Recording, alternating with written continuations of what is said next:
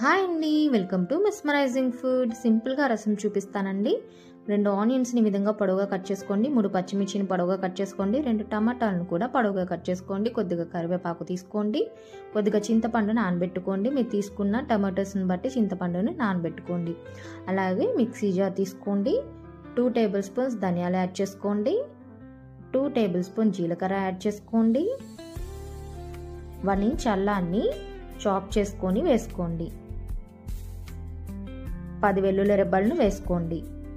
10 నుండి 15 వరకు మిరియాలను తీసుకొని వేసుకోండి. ఘాటు చాలా బాగుంటుంది, టేస్ట్ కూడా బాగుంటుందండి. దీన్ని బరకగా గ్రైండ్ చేసుకొని ఒక పక్కన పెట్టుకోండి. ఇప్పుడు చింతపండు రసాన్ని తీసుకోండి.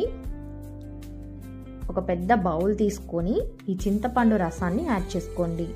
మీరు ఎంత రసం పెట్టాలనుకుంటున్నారో అంత వాటర్ని అయితే యాడ్ చేసుకోండి. యాడ్ చేసుకున్న తర్వాత మీరు ముందుగా కట్ చేసుకొని పెట్టుకున్న వెజిటేబుల్స్ని యాడ్ చేసుకోండి. ఇప్పుడు మీ రుచికి సరిపడా సాల్ట్ని యాడ్ చేసుకోండి. 1/2 టేబుల్ స్పూన్ వరకు పసుపు యాడ్ చేసుకోండి. అలాగే 1 టేబుల్ స్పూన్ కారం యాడ్ చేసుకోండి. మీరు కారం ఎక్కువ కావాలనుకుంటే ఎక్కువ యాడ్ చేసుకొని వీటిలన్నింటినీ చక్కగా ఈ విధంగా గరిటతో కలుపుకుంటూ మిక్స్ చేసుకోండి. మనం ముందుగా మిక్సీ వేసుకున్న పౌడర్ని కూడా 2 టేబుల్ స్పూన్స్ వరకు వేసుకోండి. చాలా బాగుంటుందండి టేస్ట్. మనం ఫ్రెష్గా ప్రిపేర్ చేసుకున్నాం కాబట్టి స్మెల్ కూడా అదిరిపోతుంది. ఇప్పుడు దీన్ని స్టవ్ మీద పెట్టుకొని హై ఫ్లేమ్లో ఒక 2 మినిట్స్ మరిగించాలండి. చాలా ఈజీగా చేసుకోవచ్చు.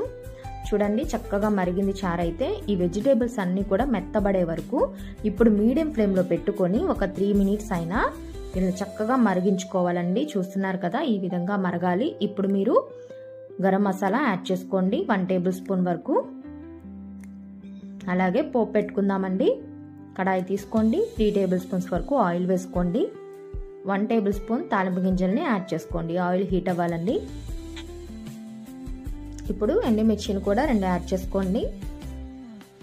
కొద్దిగా ఆవాలు కూడా యాడ్ చేసుకోండి. అలాగే కచ్చపచ్చగా దంచిన వెల్లుల్లి రెబ్బలను 5-6 యాడ్ చేసుకోండి. 2 రెమ్మల కరివేపాకు వేసుకొని చక్కగా గరిటతో కలుపుకుంటూ మీడియం ఫ్లేమ్లో పెట్టుకొని గోల్డెన్ కలర్ వచ్చే వరకు ఈ విధంగా ఫ్రై చేసుకోండి. ఈ కలర్ వచ్చిన తర్వాత దీన్ని తీసుకొని రసంలో యాడ్ చేసుకోండి. అంతేనండి, చాలా సింపుల్గా చేసుకోవచ్చు, చాలా హెల్దీగా. ఇంట్లోనే మనం జలుబు దగ్గు ఉన్నా సరే ఈ రసం తాగితే తగ్గిపోతుందండి. తప్పకుండా ఒకసారి ఈ స్టైల్లో ట్రై చేయండి.